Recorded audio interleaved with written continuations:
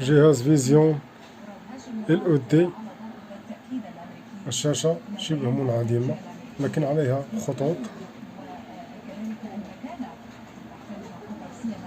الجهاز واسم الجهاز فيزيون. هذه الخطوط تسيطر على الجهاز بالكامل على الشاشة.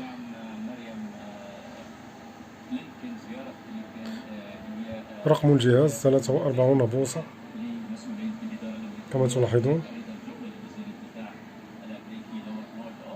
وأيضا الموديل.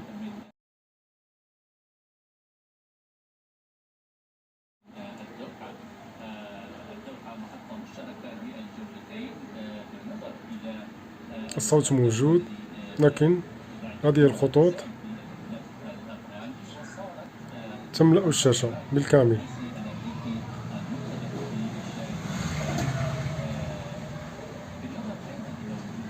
سوف نقوم بفتح الجهاز ونرى.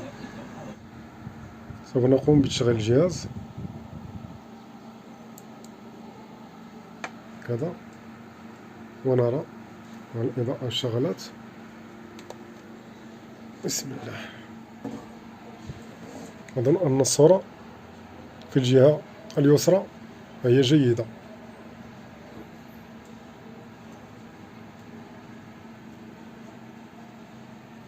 والجهة اليمنى فهي أظن أنها هي فيها العطب 100% فيها العطب. المسطرة اليمنى وشعار اللوغو، مع أن الجهاز من نوع الأندرويد كما ترون، وبعض الخطوط رقيقة لكن لا بأس. سوف نشتغل على الجهة اليمنى لقدر ما أمكننا نحذف المشكل. هكذا. لقد قمت بقياس المكتفات على المسطرة فهي كلها جيدة، حتى الكوفات فهي تبدو جيدة، ليس عليها أي احتراق. وهذا الفلاتة إذا قمنا بإرجاع المشكل هنا في الكونيكتور على التيكون، فسوف تصبح الشاشة كلها خطوط. وبهذه الطريقة سوف نعمل على هذه الفلاتة لنقوم بغلق بعض المسارات. وسوف أختار الجهة اليمنى بالطبع من هنا بعازل وسكوتش، وسوف نرى النتيجة. هذه لازالت راكبة في مكانها. لقد قمت بعزل المنطقة اليمنى بسكوتش كما ترون حتى نكتشف الخلل بالضبط.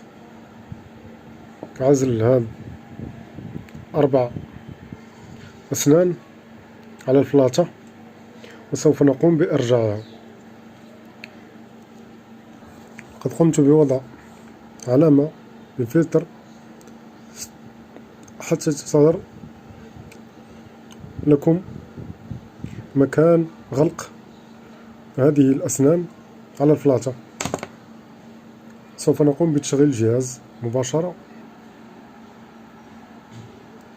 بسم الله. نضع الجهاز حتى يشتغل ونرى. أظن أن الجهاز اشتغل. ها هي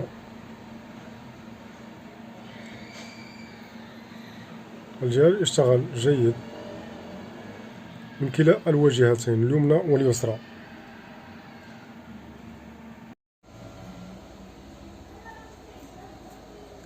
ها هو الجهاز.